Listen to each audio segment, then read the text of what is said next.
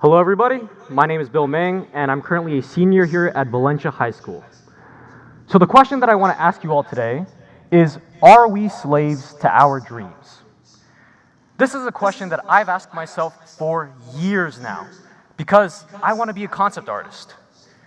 This is the kind of art that I enjoy making, designing characters, creatures, and environments.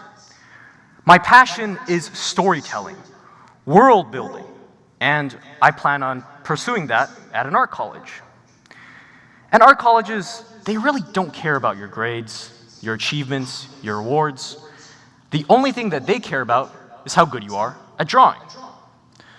Now, despite this, and despite the fact that that's where I want to be, I've still spent a lot of time maintaining my grades, taking difficult classes, and applying myself to extracurriculars and clubs.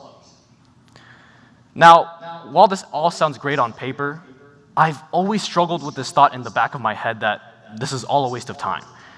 That instead, I should be focusing that time on drawing and improving myself as an artist. Because none of these things will contribute to my goal, is all of it just a huge waste of time?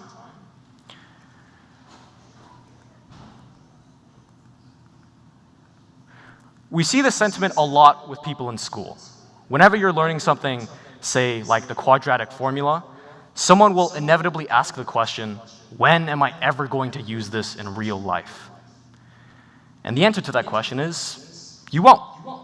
You probably won't ever need the quadratic formula outside of school. But that doesn't mean that learning it is meaningless.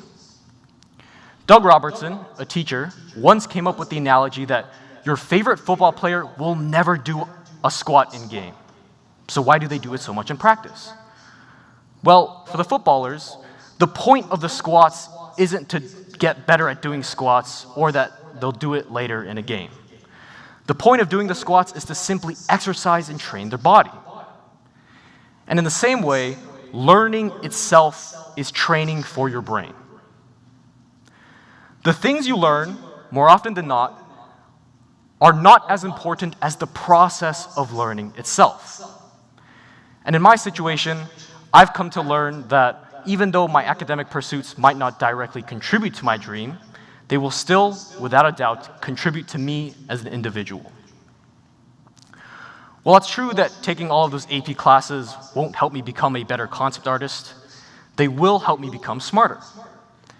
And while it's true that studying for the SAT probably didn't help me draw better, it helped me to learn more about the world around me. And there's so many more of these tiny little micro benefits that I'll never notice, you'll never notice because they occur so gradually, but that doesn't mean that they aren't there. And over time, they build up. Imagine for a second that you're trying to climb Mount Everest. All you want to do is to reach the top, to stand at the peak of the world. As you climb, you think about taking a look back at the view. But you think to yourself and stop yourself and say that, wait a minute, this isn't going to help me reach the top, so why should I do it? It's useless, right? It's meaningless. It's a waste of time. And so you continue on step after step, each step a step closer to your dream. When you finally reach the top, you're so excited, you're so happy because you finally accomplished what you initially set out to do. But then, as you look back and you look down, you realize that the view at the top isn't any more beautiful than the view as you were climbing. You realize that looking back while you were climbing wouldn't have stopped you from accomplishing your goal. And it certainly wouldn't have taken away any satisfaction you would have gotten from when you actually accomplished it. In this way, I believe climbing Mount Everest is no different than trying to achieve any other goal. And in my situation, I no longer see my dedication to my grades as a hindrance to my art skill, but rather as a reflection of it. You see, there's a really good quote by an unknown author that says, "How you do anything is how you do everything." And okay, while this quote obviously isn't universally true, I believe it offers really valuable insight into the type of person that is willing to exceed expectations and push themselves beyond what is simply asked of them. There's another really old story that I like between a young student and a master. The young student asks, how long will it take before I become a master? The master says, 10 years. Then the young student, eager to kind of prove himself, says, well, what if I work twice as hard and I work day and night? How long will it take me then? The master sits back, looks at him, and says, 20 years. But wait a second, how is that possible? Right, the student is obviously really confused, so he stutters, but how is it possible that it would take longer if I'm working harder? And the master replies, if you have one eye fixed on your destination, then you only have one eye left to find your way. Let me say that again. If you have one eye fixed on your destination, then you only have one eye left to find your way. Don't be so distracted by your goal that you forget to make the most of now. Right? With exercise, there needs to be rest. It's all a balancing act. And so, wrapping back to that initial question, are we slaves to our dreams? I say no.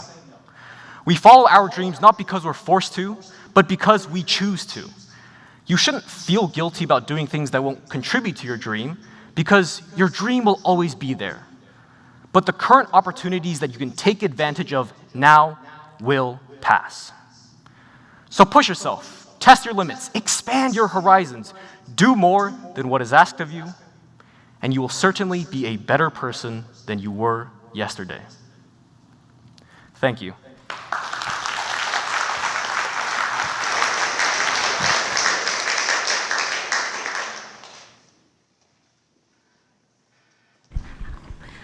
Hello.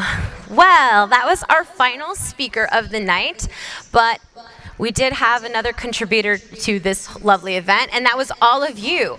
So this was the lovely art that you guys helped us make together. And as an audience, we all came together, we put together our light, and together now, when we all come together, we shine beautifully. I want to invite up all of the speakers for one final bow, because I think everybody needs to see them again. So come on up, guys. Line up across and take a big bow. These students were amazing. They put in a ton of work.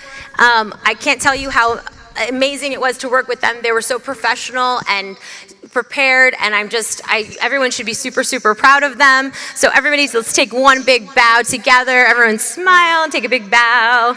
Oh, look, it's like there's a lot of photos. And when we turn the lights on, we'll invite you. We'll keep the letters up, and if you would like to come and take pictures of your favorite TEDx speaker on the letters, or with the letters, or with you, you're more than welcome to do that for the next, for a little bit of time. So we're gonna close it out tonight, right? Yes, yes, yes? Okay. So thank you so much, everybody. We hope you had a great night. TEDx 2025. We will see you next year.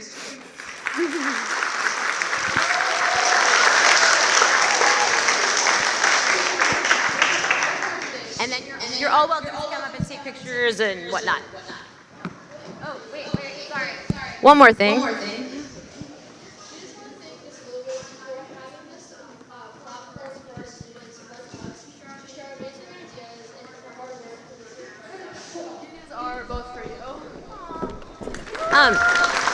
Thank you so much.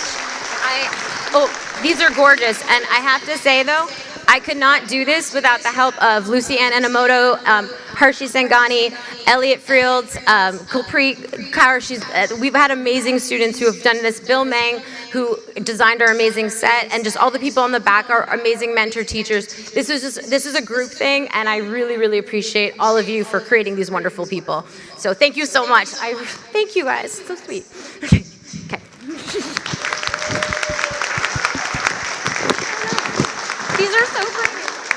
All right, take pictures. Enjoy.